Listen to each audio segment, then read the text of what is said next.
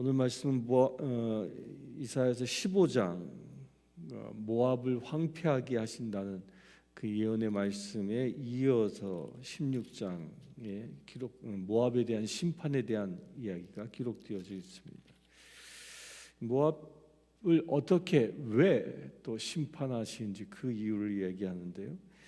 그 심판에 앞서서 하나님께서는 그들이 심판으로부터 벗어날 수 있는 길을 이 16장 1절에서 이 5절까지 어떻게 하면 심판 때에 그로부터 벗어날 수 있는지에 관하여 그 답을 주고 계십니다. 그래서 1절에 보면 너희는 이 땅 통치자에게 어린 양들을 드리되, 너희는 이 땅의 통치자들에게 어린 양을 드렸다. 이 말은 무엇을 얘기하냐면요, 이 열왕기상 3장에서 4절, 3장 4절에서 5절에 보면 당시 그 모압 왕 메사가 이 이스라엘 북이스라엘의 양의 털, 어린 양의 털 무려 10만 마리 분량을 조공으로 바친 이야기가 있습니다. 그렇게 조공으로 그들은 바쳤어요. 왜냐하면 북이스라엘의 이 모압이 속국이었기 때문이었습니다. 그래서 조공을 바쳤던 거예요. 그 조공을 바친 것은 무엇 때문입니까? 힘의 논리에 의해서 자기들이 약소국이었기 때문에 강대국이었던 북이스라엘의 이 그 충성의 의미로 그런 양의 털을 바쳤던 이야기를 하는 겁니다. 그러나 이제 그들이 진정 그 양을 바쳐야 할 곳이 어딘지에 대하여 오늘 말씀 1절에 분명히 얘기합니다. 너희를 힘으로 눌렀던 북이스라엘의 양털을 바쳤던 것이 아니라 이제는 하나님의 전에 양을 바쳐야 할 때가 왔다라고 얘기하는 겁니다. 그래서 광야를 지나 딸 시온으로 보낼지니라, 무슨 양을 보내라는 거예요. 시온으로 양을 보내라는 것은, 시온에는 예루살렘이 있고요, 예루살렘이 시온이 있고, 예루살렘 안에는 하나님의 성전이 있죠. 그 하나님의 성전에 제사의 제물로 양을 드리라는 것입니다. 이것은 무엇을 얘기합니까?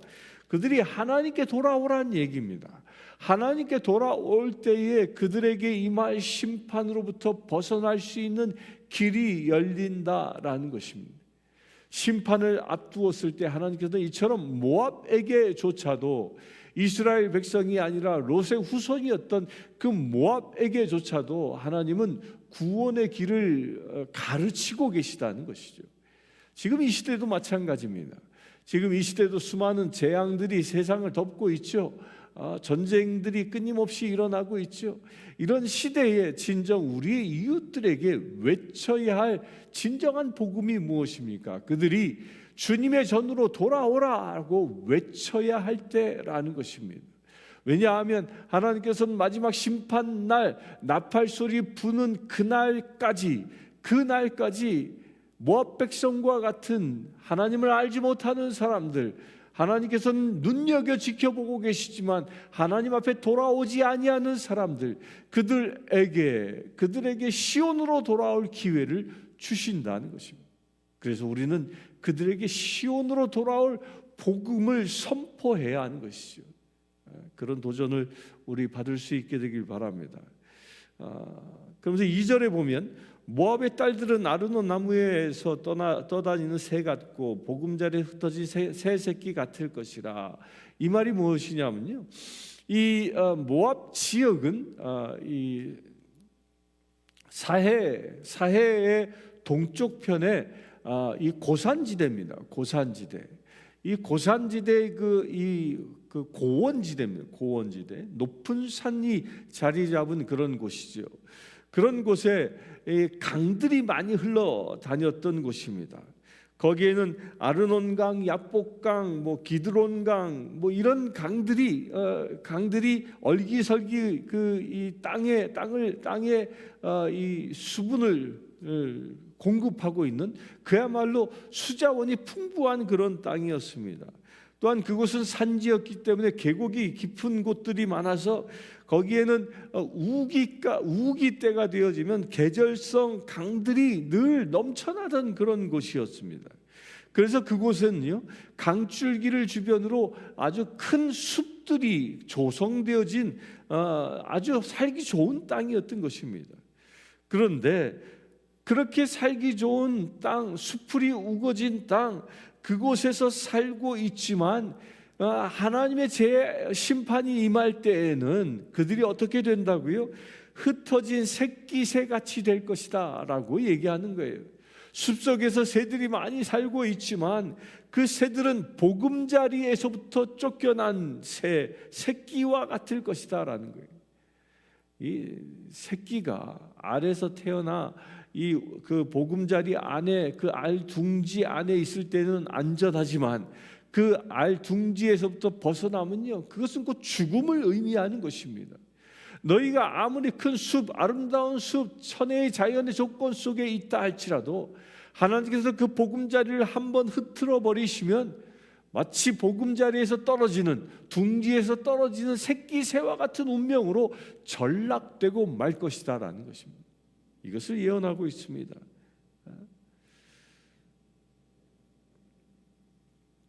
그리하여 주님께서는요, 주님께서 그들이 그렇게 풍전등화와 같은 하나님의 심판 앞에 놓여 있는데 그 심판 때에 어떻게 하면 그 심판으로부터 그 벗어날 수 있는지 그 길을 또한 가르쳐 줍니다. 그것이 3절부터 5절까지의 말씀인데요. 먼저는 너는 방도를 베풀어 공의를 판결하며 대낮에 밤같이 그늘을 씌우며 쫓겨난 자들을 숨기며 도망한 자들을 발각되게 하지 말며. 이 말이 무엇입니까? 대낮에 밤같이 그늘 되어 주어라. 누구에게 쫓겨난 자들을, 또한 도망 다니는 사람들, 그 사람들을 보호해 주라는 것이에요. 이 말은요, 무엇을 얘기하는 것이냐면요, 이스라엘의 멸망을 예언하는 것입니다. 이스라엘이 북아시리아에 의하여 멸망당할 때, 아직 일어나진 않았지만 멸망당할 때 그들을 보호하는 자의 역할을 감당하라고 얘기하는 거예요. 이게 예언이거든요. 이 말씀이 있은 이후에 북이스라엘이 멸망하니까요. 이 예언의 말씀인 겁니다. 곧 너희들이 살 길은 환난과 고난을 당한 자들, 그런 자들을 너희가 보호해 준다면, 그러면 너희들이 심판받을 때에 그들이 멸절하는 자 앞에서 그들이 우리를 피할 곳을 마련해 준다는 것이, 어려운 자를 도와주면, 그러면 우리가 어려움을 당했을 때 그 우리가 도왔던 자가 우리의 어려움을 해결해 준다는 것이죠. 이게 모압이 마지막 심판 때에 살 수 있는 길임을 얘기하고 있는 것입니다. 그래서 우리도 마찬가지입니다. 우리도요, 어려움을 당한 자들은 돌볼 수 있어야 하는 것입니다. 마치 사마리아 사람처럼, 강도 만난 자를 돌보아주는 사마리아 사람처럼, 그것이 바로 뭐예요? 구원에 이를 수 있는 길이라는 것입니다. 모압 백성들이 사마리아처럼 전쟁에 의하여 고통당하는 이들, 북이스라엘과 남유다를 그들이 보호해 준다면, 너희가 멸절당할 때, 그들이 멸절당할 때 구원받을 수 있는 새로운 동력이 생길 수 있다는 것이죠. 왜? 그들이 도우니까. 이 이야기를 하는 것입니다. 우리 또한 이 세상에서 심판으로부터 벗어날 수 있는 그 길 중에 하나가 무엇이라고요? 어려움을 당한 자를 돕는 것입니다.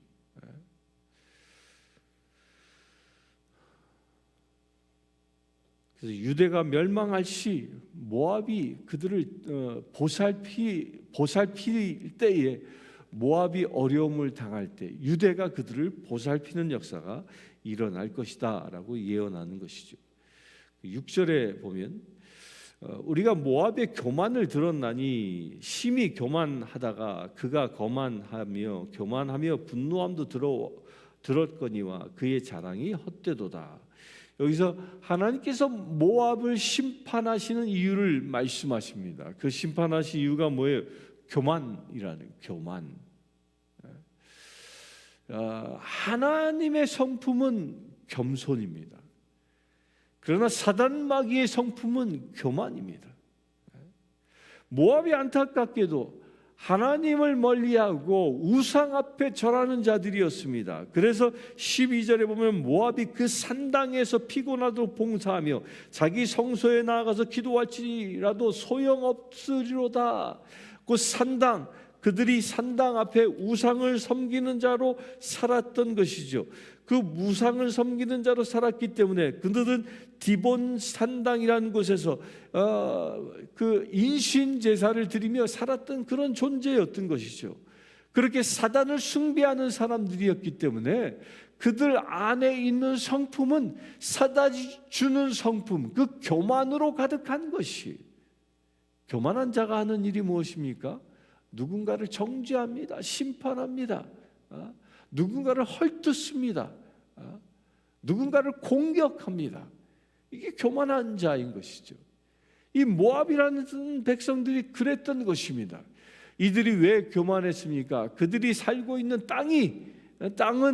그들이 살고 있는 땅은 고원지대, 산간지대입니다. 따라서 그때 당시에는 외적이 함부로 쳐들어올 수 없는 곳이에요.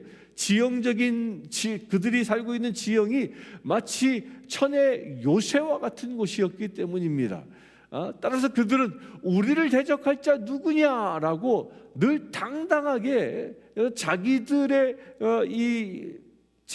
살고 있는 땅을 믿고 살았던 사람들입니다. 또한 그곳엔 무엇이 흐른다고 그랬습니까? 세 줄기의 큰 강이 그 땅에 늘 풍부한 수자원을 공급했습니다. 아르논강과 야복강과 기드론 강들이 수자원을 공급했기 때문에 다른 지형과 달리 이 사해바다 건너편 이 서쪽의 유대 지역 그 지역과는 달리 수자원이 늘 풍부한 곳이었던 것이. 따라서 가물어도 건기가 되어도 물 걱정을 하지 않는 그런 곳입니다. 그러기에 그들은 뭐예요? 하나님을 의지하지 않았던 것이죠.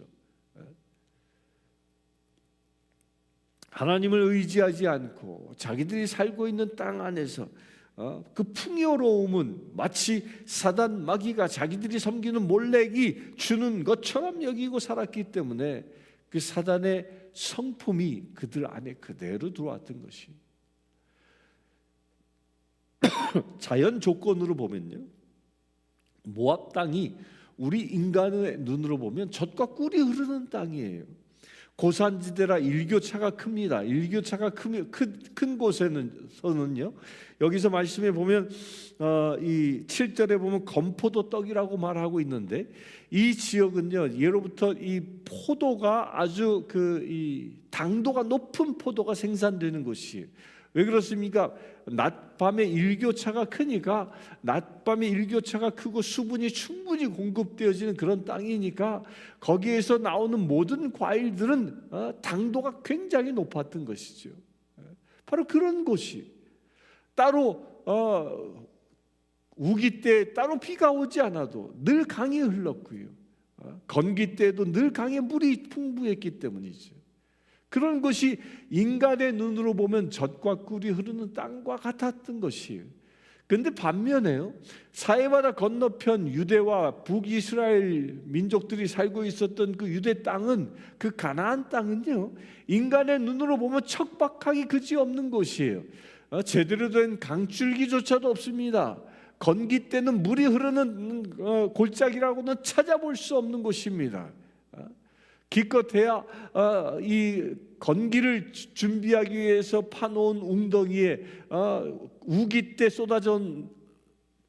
때 내려진 빗물을 가둬놓은 곳을, 거기에서 물을 길러서 먹고 살거나 혹여다 만나는 천혜의 이 옹달샘과 같은 곳에서 물을 길러 마실 정도였어요. 그것이 바로 북이스라엘과 남유다고 가나안 지역입니다. 그런데 하나님은 그 땅을 뭐라고 얘기합니까? 오히려 그 땅을 젖과 꿀이 흐르는 땅이라고 얘기하고요. 모압이 살고 있는 이 땅은 뭐예요? 저주받은 땅이라고 얘기합니다. 그 차이가 무엇일까요? 천혜의 자연 조건은 모압이 훨씬 더 뛰어남에도 불구하고 왜 하나님은 그곳을 젖과 꿀이 흐르는 땅이라고 얘기하지 아니하고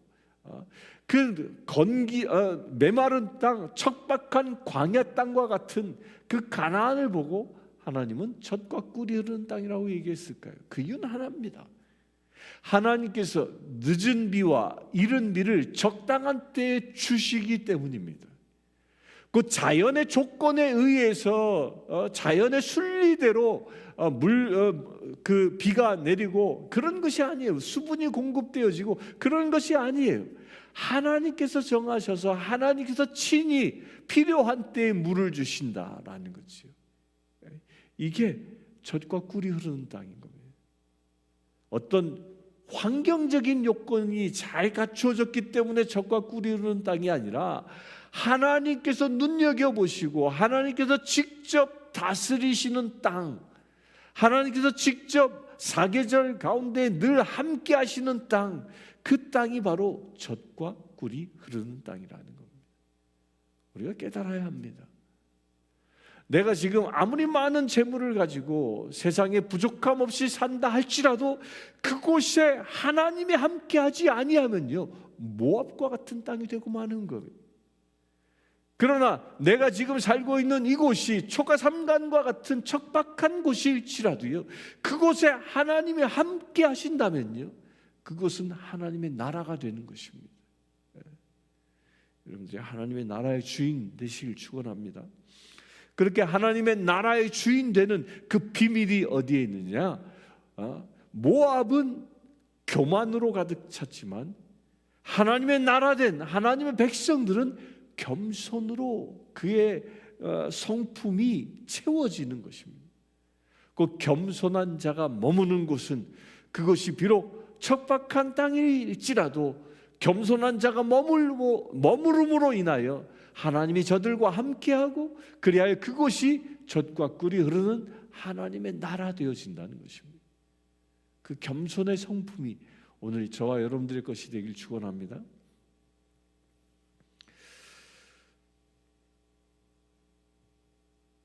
모압의 땅에 하나님의 심판이 임하면 오늘 말씀 7절에 보면 길하레스의 건포도 떡을 위하여 그들이 슬퍼하며 심히 근심하리니 그들이 늘 자연스럽게 즐겼던 언제든지 즐겼던 건포도를 얻을 수 없습니다. 또 9절에 보면 신마의 포도나무를 위하여 울리라. 왜 웁니까? 또 내 농작물의 즐거운 소리가 그쳤습니다. 여름에 실과가 마르고 농작물이 마르고 아주 혹독한 기근이 그 땅에 임한다는 것입니다. 즐거운 소리, 기쁨의 소리, 10절에 보면 즐거움과 기쁨이 기름진 밭에서 떠났고 포도원에서 떠났고 하나님의 심판이 임하면 마르지 않을 샘과 같은 마르지 않은 강과 같은 그 모든 강줄기가 다 말라버릴 것이요 산천의 초목들이 말라 비틀어질 것이요 그래야 포도원도 농작물도 그 땅에서 소생치 못하는 그런 척박한 땅으로 변질되고 만다는 것입니다. 무엇이? 하나님의 심판이 임하면 그곳에 교만으로 가득하여 하나님께서 심판하시면 하루아침에 이런 변고들이 일어난다는 것입니다. 오늘 하루를 살아가면서 우리 이 말씀 깊게 그 마음에 두며 살았으면 좋겠습니다. 나는 겸손한 자인가? 아니면 교만한 자인가? 나는 하나님의 성품을 가진 겸손의 성품을 가지고 이 세상을 지금 살아가는가? 아니면 사단의 성품이 교만함을 가지고 세상을 살아가는가? 한번 묵상해 봅시다. 겸손의 성품을 가진 자는 어려움을 당한 자 그들을 도우려 할 것이요 슬퍼하는 자, 그들과 함께 우는 자 되어질 것이요. 또한 하나님의 말씀에 순종하여 주의 사랑을 베푸는 자로 살아갈 것입니다. 그래 끊임없이 가장 낮은 자에서 내가 드러나지 아니하고 하나님을 높이는 삶을 살아갈 것입니다. 그러나 교만한 자는 어떻게 삽니까? 끊임없이 내가 누군가를 지배하려 하고, 내가 누군가를 정죄하려 하고, 내가 누군가를 심판하려 한다는 것이죠. 오늘 하루 나는 어떻게 살아가야 되겠습니까? 진정 하나님의 자녀답게 겸손의 성품을 회복하는 거룩한 날 되시기를 주의 이름으로 축원합니다. 함께 기도하겠습니다. 주 아버지 하나님, 오직 주님만 의지하며 살아가기를 원합니다. 오늘 주님께서 우리에게 말씀하신 것처럼 아버지 하나님, 우리가 온전히 하나님의 성품을 닮아가는 거룩한 지혜들 되어지기를 원합니다. 주 아버지 하나님, 주여 우리 가운데 함께하여 주시옵소서. 우리의 성품을 참으로 주님의 형상을 닮은 거룩한 믿음의 채들로 회복되어질 수 있도록 아버지 축복하여 주시옵소서. 그리하여 주님, 오직 주님만 섬기는 거룩한 믿음의 채들 되어질 수 있도록 아버지 역사하여 주시옵소서. 우리 안에 있는 교만한 사단의 성품들이 있습니까? 그 모든 교만한 성품들이 예수 그리스도의 이름으로 물러가게 하시오. 오직 주님이 주시는 그 겸손의 성품이 우리 가운데 차고 넘치는 역사가 일어날 수 있도록 아버지 축복하여 주시옵소서. 그래 아버지 하나님, 내가 높임받는 자가 아니라 오직 하나님만 높일 수 있는 거룩한 믿음의 채들 되어질 수 있도록 아버지 역사하여 주시옵소서. 우리가 나의 이웃을 잘 섬김으로 인하여 이웃을 살리는 역사가 일어나게 하여 주시옵소서. 그것이 겸손의 성품임을 우리에게 말씀하셨사오니 아버지 하나님, 이 시간 기도하는 모든 심령마다 하나님을 닮아가는 거룩한 믿음의 채들 될 수 있도록 아버지 축복하여 주시옵소서. 그래야 오늘 하루 용서하며 사랑하며 섬기며 살아갈 수 있는 거룩한 믿음의 채를 되어질 수 있도록 아버지 역사하여 주시옵소서. 이 시간 기도하는 심령마다 하나님의 크신 사랑이 차고 넘치게 하소서. 하나님의 사랑으로 나의 이웃을 섬길 수 있는 거룩한 믿음의 채를 되어질 수 있도록 역사하여 주시옵소서. 목마른 심령이 있습니까? 주님의 생명수로 채워 주시옵소서. 사랑의 갈급한 자가 있습니까? 사랑의 은혜로 채워 주시옵소서. 온전히 그리하여 주님이 주시는 복을 누릴 수 있는, 행복을 누릴 수 있는 거룩한 믿음의 채를 되어질 수 있도록 아버지 축복하여 주시옵소서. 우리 주 예수 그리스도의 이름으로 기도드리옵나이다.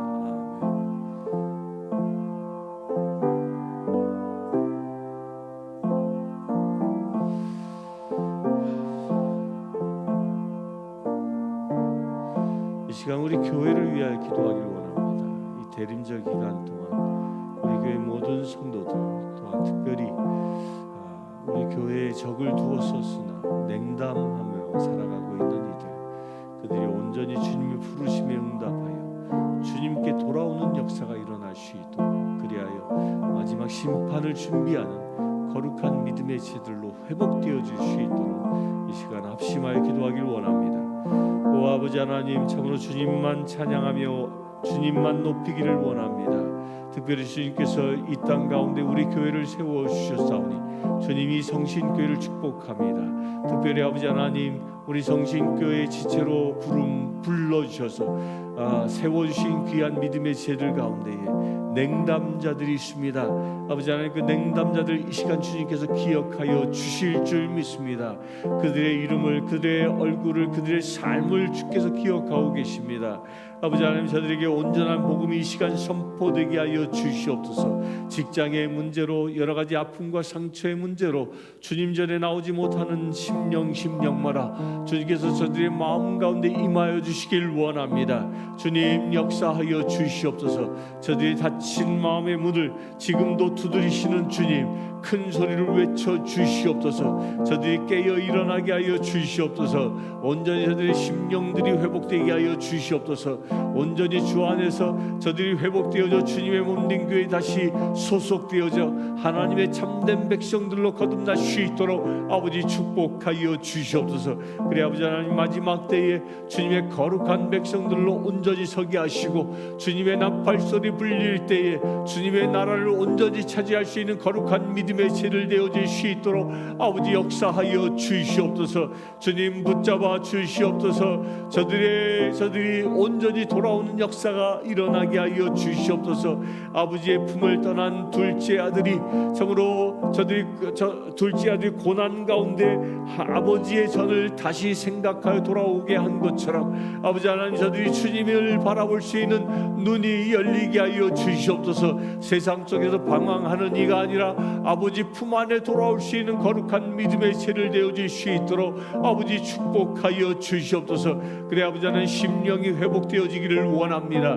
냉담자들이 회복되어져 다시 주님이 주시는 의의 갑옷을 입을 수 있는 믿음의 세를 되어질 수 있도록 하나님의 자녀의 신분을 회복하는 신을 신을 수 있도록 아버지 축복하여 주시옵소서. 그래 아버지 하나님, 구원받은 백성들이 다시 회복되므로 하나님의 백성들이 다시 온전히 일어설 수 있는 거룩한 우리 교회 되어질 수 있도록 아버지 축복하여 주시옵소서.